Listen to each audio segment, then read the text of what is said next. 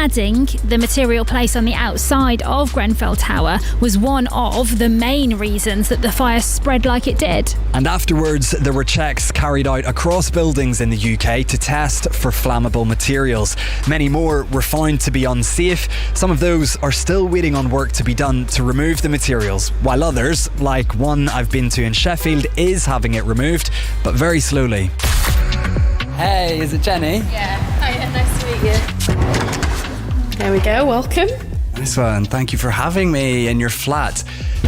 First thing I notice, actually, Jenny, when I walk in here, it's blue in here. Yeah, it looks as if all the walls are painted blue, but they're actually not, they're white. So if you look through this window in the living room, you can see past the balcony, the whole of the building is currently wrapped in a load of blue netting. Everyone living in this building is kind of in like a big blue box at the moment. Can we step out onto the balcony and see? Yeah, follow me.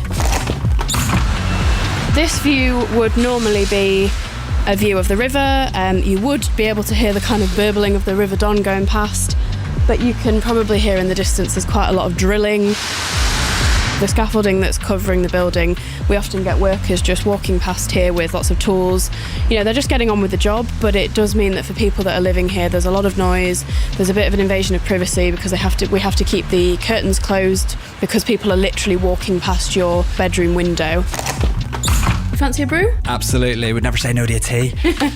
Jenny bought this flat in 2019. There we go. Proper Yorkshire tea. And found out shortly after, some of the building materials used on it are highly flammable. It was really scary, and we used to talk about what would our evacuation plan be if we couldn't get out the normal way. We'd look over the balcony and think, do you reckon we could jump that? Could we tie some blankets together? She's now moved out of the flat, but her sister lives here. It is something that I feel quite a sense of guilt about. I don't want my family to be living in a flat that's unsafe. So obviously you're looking out at scaffolding, blue netting, but when it comes down to it, you would rather it be this way than not. That's actually a better position than so many of the other people that are caught up in the cladding crisis. So I try to count myself lucky that we can see a light at the end of the tunnel.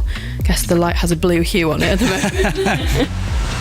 So if, like Jenny, you find yourself in an unsafe building, what can you do? You're absolutely not alone. There's estimated to be hundreds of thousands who are currently stuck in unsafe buildings. Sophie Bishner is from the campaign group End Our Cladding Scandal. There's loads of networks out there for people to get help and also just to speak to other people who might be in a similar situation. And I'd advise also reaching out to your local MP, and they'll be able to offer help and support.